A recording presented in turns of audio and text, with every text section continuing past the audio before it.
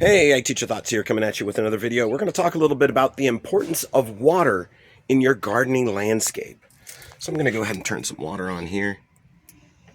Just a little bit of water. So I went ahead and turned on just a little bit of water. We're going to do a refill on some of our water features here in the garden and kind of talk about why it is important to have things like water features in your garden.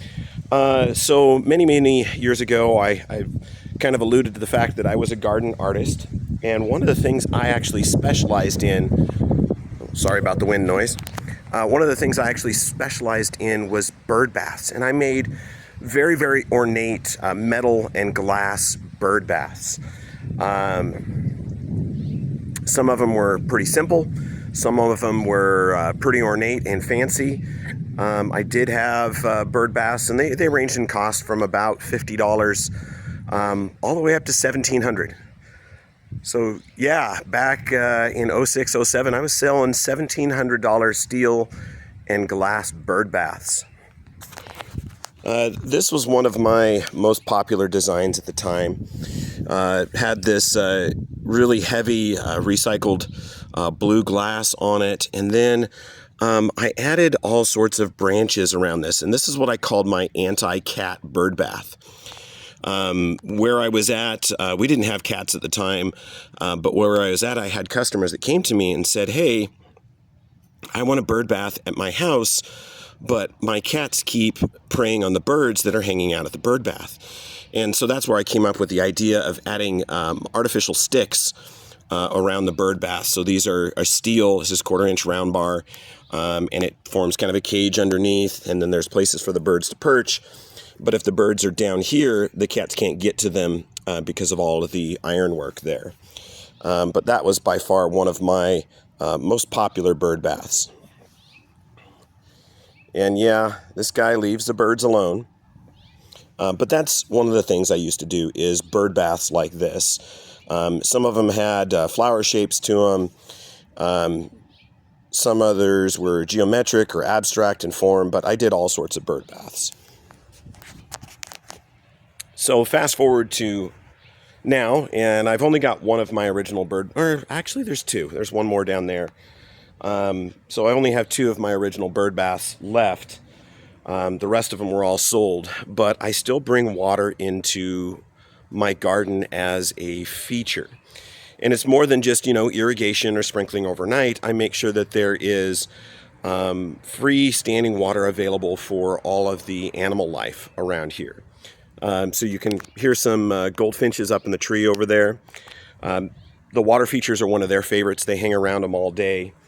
They come in, they get drinks. Now, about 800 yards that direction is actually the Snake River, and they could fly down to the Snake River and get water, but they'd have to leave this area and go down there and drink and then come back up. It makes it more of a convenience thing. We also find that we have more birds in our yard, which helps with insect control just by having available water for them. So these are three of the water features that you've probably seen. And they're where I keep my decorative water lilies. These are the water lilies that I've done the divisions of. So I've got 3 additional water lilies in addition to my original. With these, I'm kind of doing an experiment here. We do get a little bit warmer in the summer. This last week it was up to, we had a couple days hit 108. So keeping things like this in the shade where the water doesn't overheat is kind of important.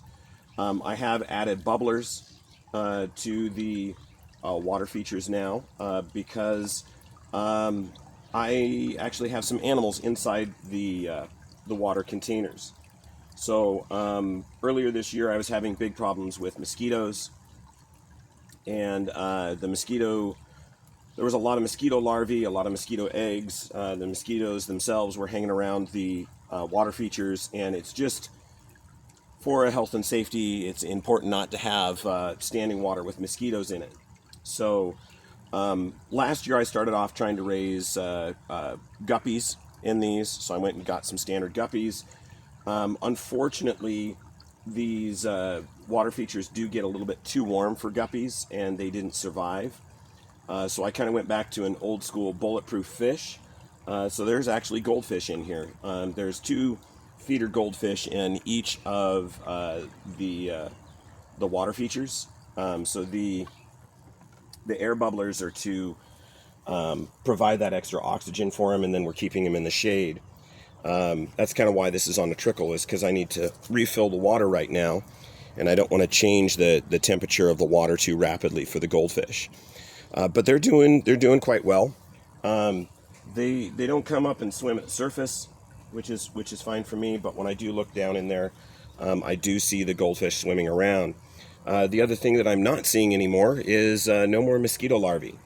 So they're doing a really good job of keeping that mosquito larvae down. And then they're also starting to work on the algae, although this filamentous algae seems to grow a lot faster than they can consume it. And part of it, I think, is just I don't know, maybe environmental, because this water feature over here doesn't have the filamentous algae where those other two do, which is kind of curious. But this is also a larger water lily than those. I don't know if that's making a difference. But that's kind of my goal today, was to add some water to these. Now I will have to do some water exchanges because we have heavy mineralization here in the water. There's a lot of calcium, and I don't want to keep adding water and increasing the salts where it becomes toxic. So I will remove a portion of that water and then refill it every couple of weeks. I do that because we get quite a bit of evaporation. Up until about last week, these with the irrigation that lands in these from the automatic sprinkler systems, it was maintaining the level. But now that we've gotten much hotter, that's not happening. And we're getting a lot more as far as wildlife. There's a mayfly that decided to land in here. I think that's a female. She probably came in last night. I didn't see her before, but I'm pretty sure she's laid some eggs in here. Unfortunately for them, I think the goldfish will end up taking care of them. But the goldfish don't seem to bother the mayflies on the surface.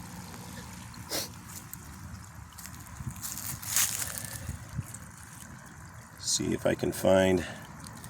Nope, can't seem to see the goldfish in here. And I do try to remove some of that filamentous algae when I get a chance.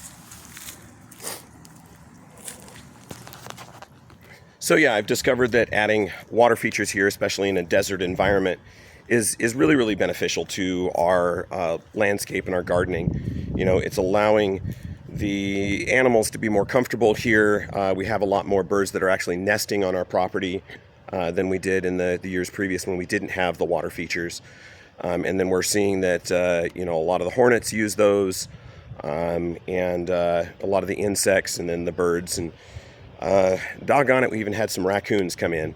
And they dug up my water lilies and caused a little bit of a mess, but I've got those all seeded back down. Don't seem to have them back through lately. But yeah, water features, something you should really be adding to your garden. And a lot of my gardening and my art, I don't think I've showed off any of these lately. Let's show off a couple of my friends. So I told you I was a metal artist. This is what I meant. That is my great big praying mantis. Made that one somewhere between 06 and 08 is when I made that praying mantis. Don't exactly remember when, but I've had that one for quite a while. Never did sell, which was disappointing. But now it's part of my garden, part of my heritage, something I made.